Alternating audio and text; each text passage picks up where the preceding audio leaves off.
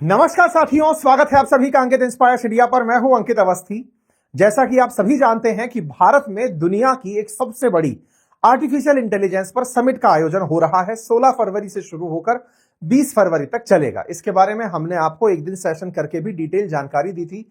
कब क्या होगा, कितने सारे विदेशी डेलीगेट्स आ रहे हैं, कितने सारे देश पार्टिसिपेट करने आ रहे हैं, कितने सीईओज, कितनी सारी मल्टीनेशनल कंपनीज, कितनी संख्या में लोग यहां पर इंटरेस्ट ले रहे हैं, ये जानकारी हमने आपको दी थी।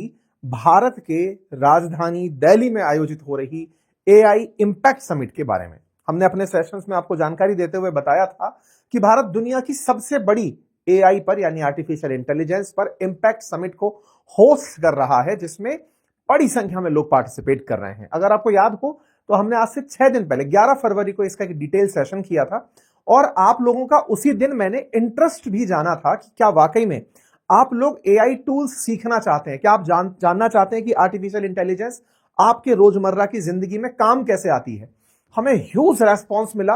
आपके गूगल फॉर्म जो हमने इस वीडियो के कमेंट बॉक्स में लगाए थे, आपके रेस्पॉन्स को ही अब आगे बढ़ाते हुए मैं रिक्वेस्ट करूंगा, जिन्होंने भी अपना इंटरेस्ट जाहिर किया था वो कृपया करके उस फॉर्म में वापस जाएं, अपना फोन नंबर और ईमेल आईडी आप वहां डाल दें, ताकि जैसे ही वो कोर्स आप तक पहुंचे आपको पर्सनली इन्फॉर्म किया जा सके।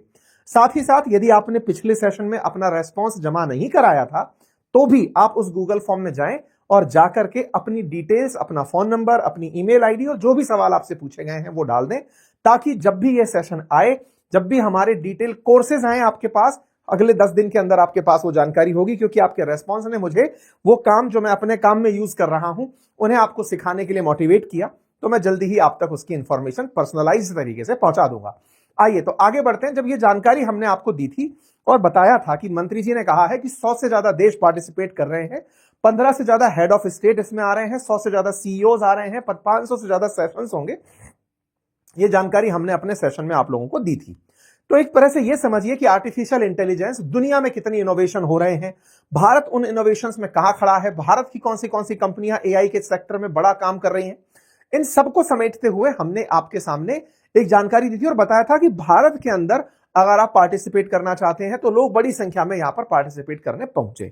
लेकिन चर्चा किनकी हुई? चर्चा हुई यहां पर शोकेस किए गए एक प्रोडक्ट के चोरी हो जाने की, चर्चा हुई प्रधानमंत्री के बेतरतीब तरीके से एंट्री कर जाने की।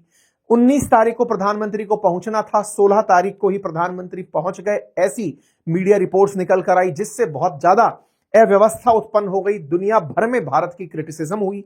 इसके अलावा दुनिया के कई हैंडल्स जैसे ब्लूमबर्ग है, रॉयटर्स है, इनने लिखा कि इंडिया का एआई इंपैक्ट समिट, जिसमें भारत अपनी टेक्नोलॉजी एम्बिशन दिखाना चाह रहा था, वहां पर ऑर्गेनाइजेशनल लैप्सेस रहे। रिपोर्टीज जो रिपोर्ट कर रहे हैं कि वहां पर लंबी लाइनें थी, ओवर क्राउडिंग थी। ब्लूमबर्ग लिख रहा है कि फूड और वाटर के लिए भी लोगों को परेशान होना पड़ा। जब डिटेल खोजने निकले तो लोगों की परेशानियां निकलकर सामने आई, आपके सामने वो रखेंगे।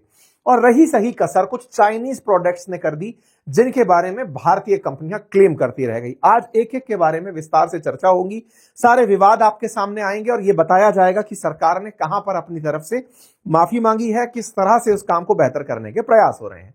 तो चलिए जल्दी से मैं आपको फिर से एक बार ब्रीफ करा देता हूं, और वो ये है कि 16 से 20 तारीख तक दिल्ली के अंदर जो भारत मंडपम है वहां पर आयोजित हो रही है इंडिया एआई इंपैक्ट समिट। ये भारत मंडपम नई दिल्ली में है और इसमें बड़े सारे दिग्गज लोग पहुंच रहे हैं।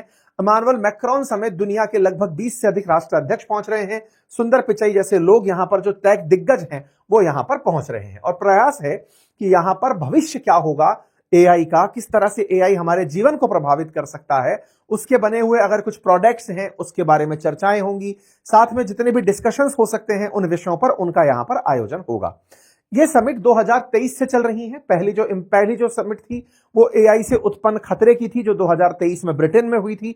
2024 में इनोवेशन को लेकर के साउथ कोरिया में हुई थी। 2025 में एआई के एक्शन को लेकर फ्रांस में हुई थी, और एआई के असर को लेकर के भारत में 2026 के अंदर यह समिट हो रही है। दुनिया भर की बड़ी सारी कंपनियां यहां पर अपने टेक की चिंताएं, उनके टेक के इनोवेशन उन्हें शोकेस करने आ रही हैं। आपको याद होगा हमने ये भी बताया था कि दुनिया भर की एआई कंपनियों के लिए भारत एक बड़ा बाजार है, तो सब यहां पर आकर के भारतीय बाजार को एक्सेस करना चाहते हैं।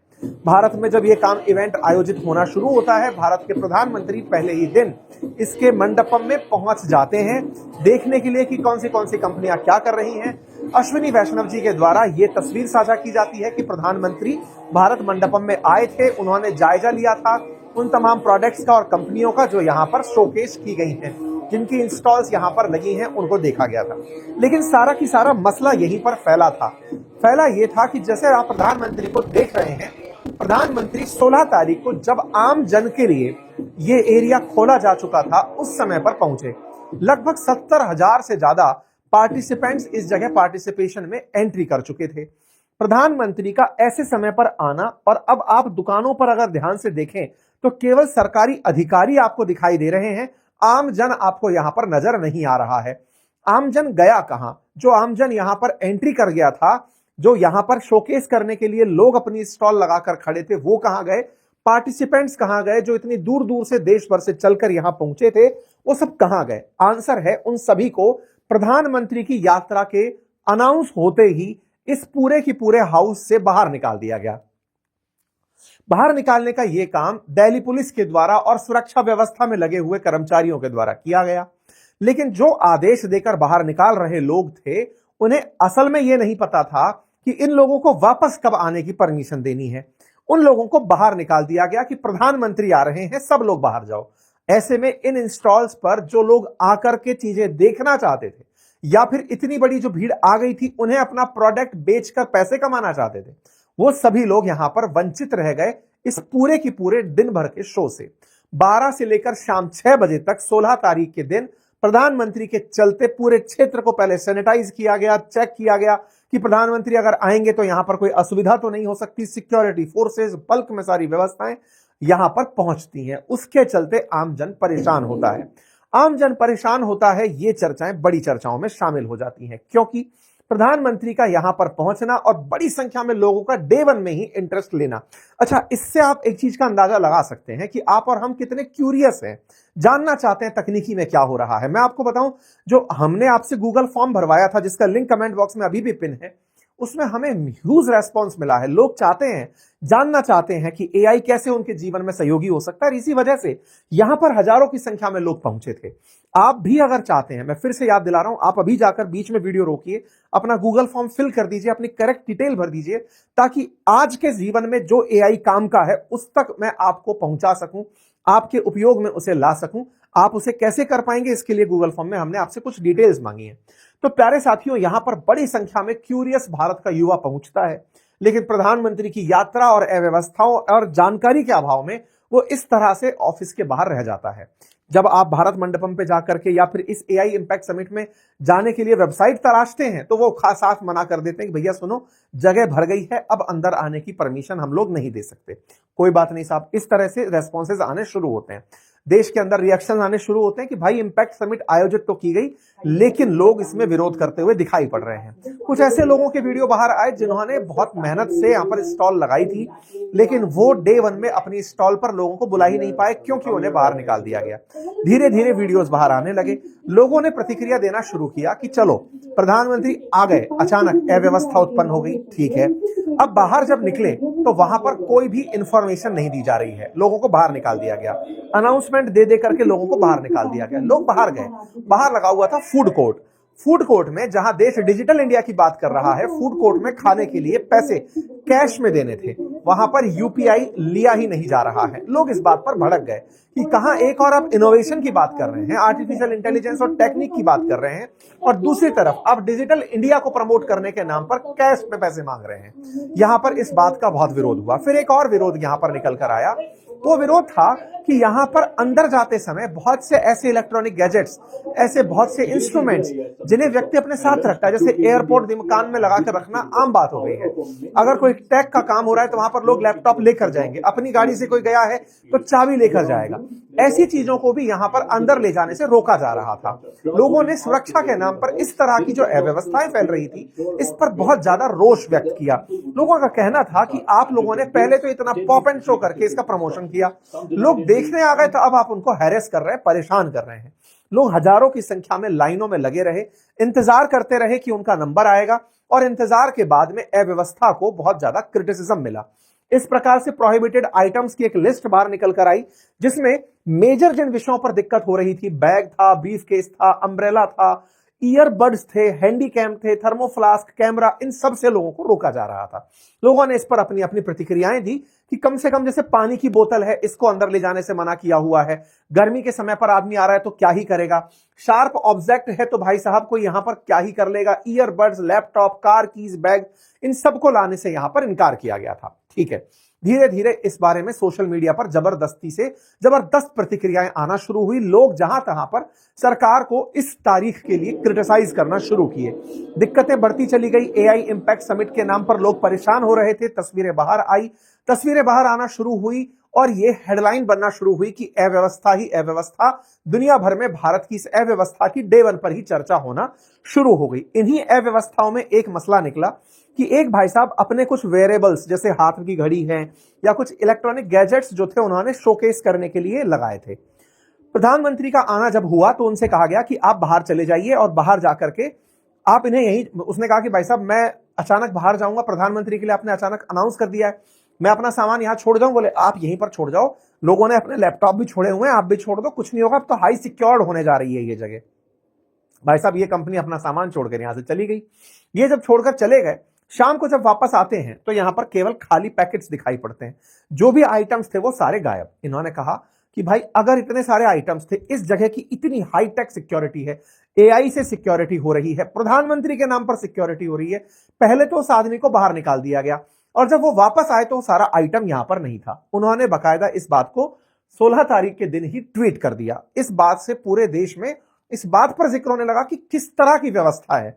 एक तो बिना बताए टाइम टेबल के हिसाब से काम हो रहे हैं, दूसरा व्यवस्था के नाम पर जो अपना स्टैंड लगाकर खड़ा है, दुनिया को दिखाना चाह रहा है कि हमने क्या प्रोडक्ट बनाया, उसका प्रोडक्ट ही चोरी हो जा रहा है। ये चर्चा साहब अपोजिशन भी उठा लेता है। देश के अंदर सोशल मीडिया पर चर्चा उठती है, लोग इस पर तमाम प्रकार की प्रतिक्रिया देती है और फिर कांग्रेस कूद पड़ती है कि साहब यहां पर प्रधानमंत्री को तो केवल खुद का फोटो ढंग से खिंचवाना था, जनता परेशान हो इससे उनको कोई लेना देना नहीं था, किसी के प्रोडक्ट चोरी हो जा रहे हैं इससे कोई लेना देना नहीं था। खैर, अपोजिशन ने सरकार को इस बात पर बढ़िया कोसा। इसके बाद में समय बीतता है, धीरे धीरे कांग्रेस के साथ साथ अपोजिशन के और भी चैनल्स कूद पड़ते हैं कि साहब आप सबने ये केवल दिखावे के लिए किया, इसका कोई लॉजिक नहीं था।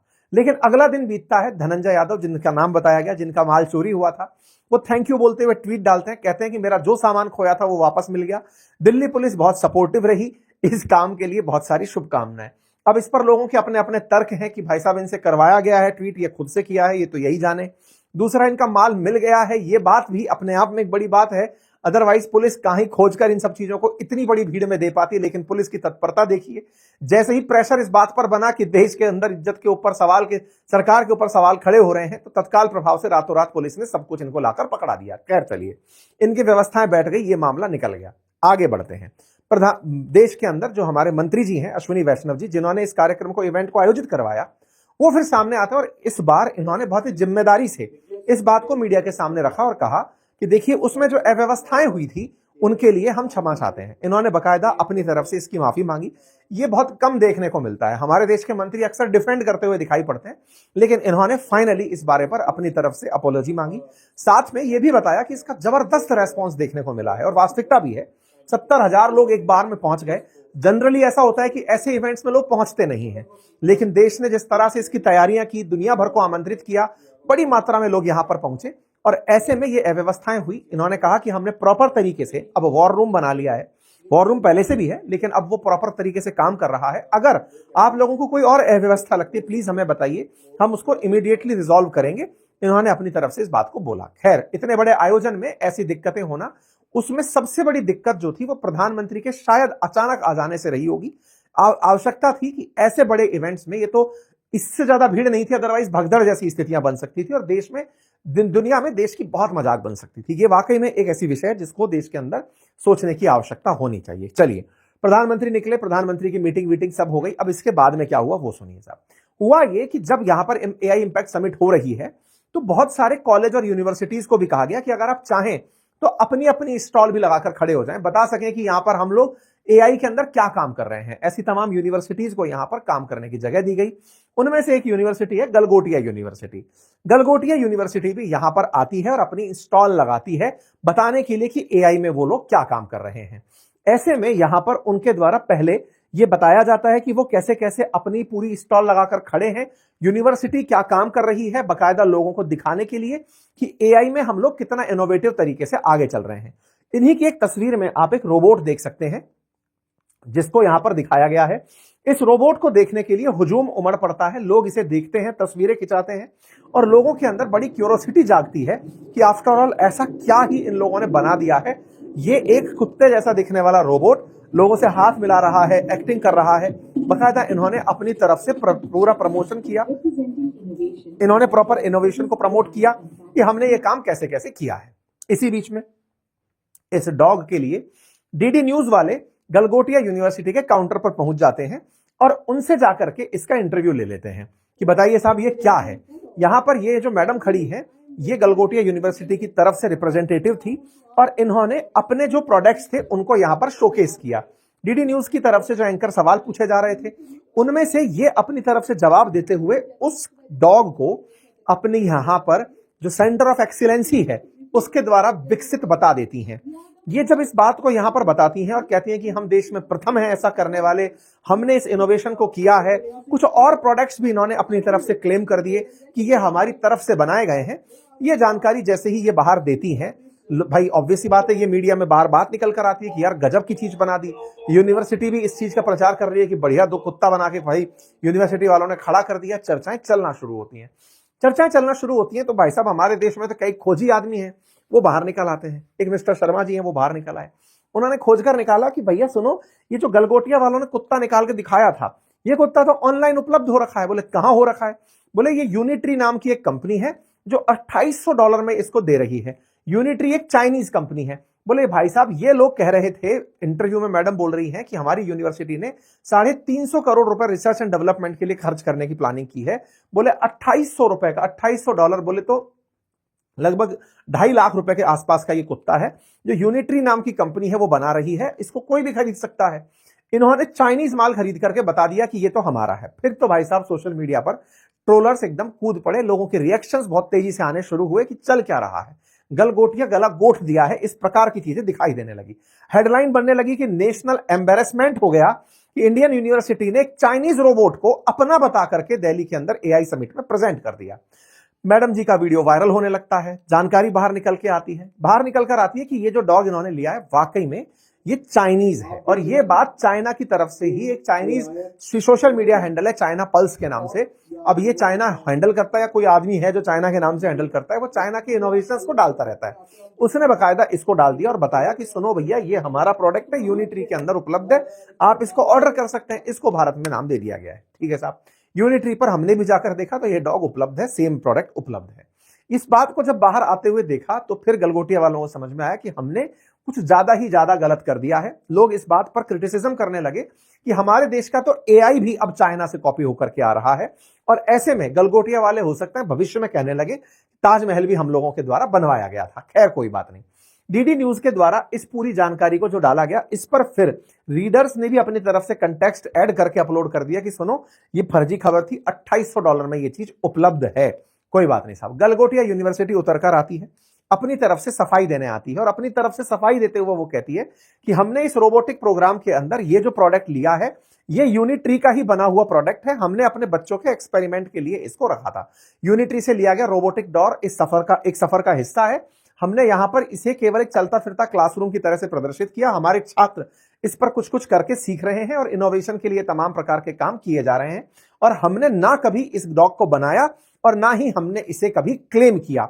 अब जब ये बात बोलते हैं और कहते हैं कि हम ऐसे दिमाग तैयार कर रहे हैं जो भारत में भी ऐसी टेक्नोलॉजी को डिजाइन कर सकें, तो इनकी जो मैडम यहां पर रिप्रेजेंटेटिव बनकर खड़ी थी उनके बयान में और इनके इस तरह के बयान में एक प्रकार की तारतम्यता देखने को नहीं मिली।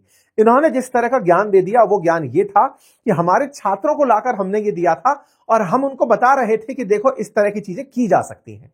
लोग भाई साहब इसके पीछे भी पड़ गए कि बोले भाई पहले तो तुम्हारी टीचर कैमरे के आगे निकल कर कहती है कि वो हमने बनाया है और अब तुम आकर के कह रहे हो कि हमने तो केवल छात्रों को सीखने के लिए रखा था। जब तुमने सीखने के लिए रखा था तो फिर वहां पर एआई इंपैक्ट समिट में ये कर क्या रहा था? अपने छात्रों को सिखाते वहां क्यों दिखा रहे थे? कोई बात नहीं, इनके ये तमाम बयान चल ही रहे थे। ये अपनी तरफ से गलगोटिया यूनिवर्सिटी की तरफ से बयानबाजी करते हुए निकल रहे थे, सारी बातें अपनी जगह चल रही थी। इस पर भी फिर कांग्रेस आ जाती है और कहती है कि देश का हाल ये है कि हमारे देश के अंदर अब कॉलेजेस भी इधर का माल उधर चिपका करके काम चला रहे हैं, कोई भी काम एकदम ओरिजिनल काम नहीं है। इस पर तमाम प्रकार की चीजें हो रही होती हैं। इस बीच में एक चीज और निकल कर आती है, ये जो डीडी न्यूज की तरफ से एंकर थे, इन्होंने एक सॉकर फुटबॉल जैसी एक बॉल देखी थी, ये भी मैडम से पूछा, तो मैडम ने इसके बारे में भी ये कहा कि इसकी तो आइडिया से लेकर डिजाइनिंग से लेकर सब हमारी यूनिवर्सिटी में की गई है। भाई साहब, इस बॉल को भी इन्होंने अपना बता दिया था, लेकिन अब खोजी लोग थे, वो खोज लिए कि ये जो बॉल है ये साउथ कोरिया में बनी हुई है, स्ट्राइकर V3 ARF नाम से है, और ये सेमी असेंबल्ड सेट है जो आता है। मैडम जी ने इसको भी अपना क्लेम कर दिया था। भाई साहब, इसको जब खोजकर निकाला गया तो ये स्काई बॉल नाम से है, और ये स्काई बॉल उपलब्ध है, साउथ कोरियन कंपनी है, और बहुत ही सस्ते दामों में $480 के अंदर, $453 के अंदर ये उपलब्ध है। कुल मिलाकर एक यूनिवर्सिटी ने जैसे अपने बच्चों को बेवकूफ बना रखा था, AI इंपैक्ट समिट के अंदर उन्होंने पूरे देश को भी बेवकूफ बनाने का प्रयास किया कि देखो ये सब चीजें हम बनाते हैं, आओ हमारे यूनिवर्सिटी में एडमिशन लो। इस तरह का फर्जीवाड़ा जब बाहर निकल कर आया तो लोग पूरी तरह से इनके खिलाफ खड़े हुए और उन्होंने तमाम प्रकार से इनको खिलाफत करना शुरू किया। कोई बात नहीं साहब, ये चलता रहा, गलगोटिया यूनिवर्सिटी की चर्चा होती रही पूरी तरह से। जब सरकार तक ये बात पहुंची तो सरकार ने कहा कि अब सुनो, बहुत हो गई बेइज्जती, अब इनके स्टॉल को यहां से हटाया जाए। स्टॉल हटाने का आदेश दिया जाता है। मैडम लेकिन तब भी बुलंद तरीके से डटी रही, वो कहती रही कि मेरी बातों को गलत तरीके से लिया गया, मैं तो टीचर ही कम्युनिकेशन की हूं, मैनेजमेंट में पढ़ाती हूं, मैं थोड़ी ना AI की टीचर हूं, मुझे तो यहां पर खड़ा किया गया था बोलने के लिए, मैं बोल रही हूं, जबरदस्ती मेरे मुंह में शब्द घुसा घुसा के आप कुछ भी निकाल रहे हैं। मैडम ने अपने आप को यहां पर बढ़िया डिफेंड किया, लेकिन चूंकि ये जिस तरह से बातों को पलटते जा रही थी, इन्हें ही नहीं पता था कि डीडी न्यूज पे क्या इंटरव्यू दे चुकी थी। कारण था कि डीडी न्यूज वालों ने वो हटा दिया था ट्वीट, तो इनको खुद को नहीं पता था क्या क्या मैं बोल चुकी हूँ, क्योंकि उन्होंने दिन भर में बहुत सारे इंटरव्यू दिए होंगे। तो ये जिस तरह की बातें थी, पलटते पलटते इन्हें याद नहीं रहा और ये अपनी बातों में लपट गई। सरकार को लेकिन फैसले लेने थे, सरकार ने साहब इनके स्टॉल को हटाने का ऑर्डर दे दिया। अपनी तरफ से ये बोलते हुए निकल गई कि गलगोटिया ने बहुत सारे लोग दिए हैं इस देश को, इनमें से एक शुभंकर मिश्रा जी का भी उन्होंने नाम ले दिया कि साहब हमारे गलगोटिया ने उनका वो भी एक प्रोडक्ट के रूप में दिया। तो लोगों ने इनको फिर शुभंकर मिश्रा जी को भी खींच लेगा, भाई साहब आपका नाम यहाँ पर लिया जा रहा है। चलो खैर कोई नहीं, इनका अपना तरीका है, इनका अपना सेल है, क्योंकि कम्युनिकेशन की बातें हो रही हैं। एनीवे, जोश में बात साफ नहीं कर पाई मैडम की बात। कुल मिलाकर लोगों ने कहा कि अंग्रेजी बोलते बोलते मैडम कुछ कुछ और बोलते हुए निकल गई, टेक्नोलॉजी से रिलेट नहीं करती थी, इसलिए ऐसा हो गया होगा। अब आगे चलते हुए जब इनसे पूछा गया कि क्या आपको यहां पर हटाया जा रहा है, इन्होंने कहा कि सरकार से बात चल रही है। लेकिन रात होते होते इनकी पूरी की पूरी कैनोपी सिस्टम को हटाने के लिए लोग भेज दिए गए और इनको यहां से विदा कर दिया गया। ये सारी चीजें चल ही रही थी। इस बीच में साहब एक और चीज निकल कर आती है, और भारत की IT की टेक कंपनी विप्रो, उसने भी सेम वैसा ही डॉग यूज किया था। अभी तक या तो सोशल मीडिया पर लोगों का ध्यान उस तरफ नहीं गया है, क्योंकि बकायदा NDTV ने इस डॉग का इंटरव्यू लिया तो विप्रो वालों ने भी बिल्कुल वैसा ही डॉग यहां पर दिखाया था। बड़ा सवाल यह है कि कहीं विप्रो भी अगर ये ले आई होगी तो ये तो भाई साहब गलगोटिया का तो कुछ नहीं, विप्रो के स्टॉक हिल जाएंगे कि भाई तुम लोग AI इनोवेशन के नाम पर क्या कर रहे हो। हालांकि इस पर अब सोशल मीडिया के जानकार ही बताएंगे ये वही कुत्ता है या कोई और कुत्ता है, क्योंकि हरकतें ये सारी वही कर रहा है, वही खड़े होना, खुजलाना, हाथ फैलाना, हाथ मिलाना, ये सब उसके द्वारा अभी भी चल रहा है। तो जो हरकतें गलगोटिया वाला कर रहा था वो ये भी कर रहा है। कहीं ऐसा तो नहीं कि विप्रो वाले भी सेम जगह से कुत्ता खरीद करके भारत का मान बढ़ाने के लिए कर दिए हों। खैर, अब जो भी है, इस विषय पर सवाल बहुत हो रहे हैं, अब हमको देखना होगा। लेकिन इन सबसे ऊपर हमारे लिए चिंता का और चिंतन का विषय, और वो ये है, हमारे समस्त देशवासी इस बात को आज मजाक के रूप में लें, लेकिन इस दुख के रूप में भी इसे लें कि क्यों नहीं हम इनोवेशन में आगे बढ़ते। और जब हम इनोवेशन में आगे नहीं बढ़ने की बात करते तो हमसे भी कहीं ज्यादा जिम्मेदारी सरकारों की है। क्यों नहीं वो छात्रों के लिए यूनिवर्सिटीज में रिसर्च के बजट बड़े रखती, क्यों नहीं ऐसे रिसर्चर्स को बहुत अच्छी लोकेशन पर प्लेस करती, क्यों नहीं रिसर्चर्स को बहुत अच्छी नौकरियां ऑफर की जाती। ये सभी सवाल बड़े हैं, अदरवाइज हमारी ऐसे ही जग हसाई होती रहेगी। अगर आज देश AI के अंदर अपने आप की ऐसी मजाक बनते देखकर शर्मिंदा हो रहा है तो समझने की आवश्यकता है उस सरकार को जो इस तरह की प्रदर्शनी के लिए इंपैक्ट समिट को आयोजित करती है, लेकिन ये भूल जाती है कि हमने अपने देश के अंदर ऐसा माहौल बनने की जगह ही नहीं छोड़ी थी। मेरे प्यारे साथियों, ये आवश्यकता है हम सभी लोगों को AI को समय के साथ सीखने की, उसके उपयोग समझने की, और लाइफ में कैसे उसको लेकर आगे बढ़ सकते हैं, इन तमाम चीजों की। आप भी चाहते हैं कि AI आपके लाइफ में कैसे यूजफुल हो सकता है, AI के वो कौन से टूल्स हैं जो आपकी लाइफ में रोजमर्रा में यूज हो सकते हैं, जिनसे आप अपने आप को सुरक्षित रख सकते हैं, जिनसे आप अपने आप को ज्यादा सुविधाजनक बना सकते हैं। अगर आप भी चाहते हैं ये सब सीखना तो मैंने एक गूगल फॉर्म बनाकर दिया है, कमेंट बॉक्स में पिन है, उसे जाकर अभी भरिए, और जो लोग पहले भर चुके हैं जाकर अपना मोबाइल नंबर और ईमेल आईडी अपडेट कर दीजिए उसमें, और वहां जाकर एडिट वाले ऑप्शन में जाकर के आप अपनी जानकारी भर दीजिए। आपकी जो रेस्पॉन्सेज होंगे उसके आधार पर जैसे ही हमारा कोर्स आएगा उसको हम आपके लिए इंफॉर्मेशन के रूप में भेज सकेंगे। फिलहाल के लिए इतना ही, अपना ख्याल रखें। बाकी दुनिया भर के अभी यहां पर नेता पहुंचना शुरू हो चुके हैं। इमानुएल मैक्रोन आ चुके हैं, क्रोएशिया से, सर्बिया से, कजाकिस्तान से, गुरसुंदर पिचाई, ये तमाम लोग अब धीरे धीरे यहां पर पहुंचना शुरू हो चुके हैं। आने वाले समय में जो भी अपडेशन आएंगे वो मैं आप लोगों तक पहुंचाऊंगा। चैनल पर नए हैं तो अवश्य सब्सक्राइब कीजिए। फिलहाल के लिए इतना ही, अपना ख्याल रखें। बहुत बहुत धन्यवाद।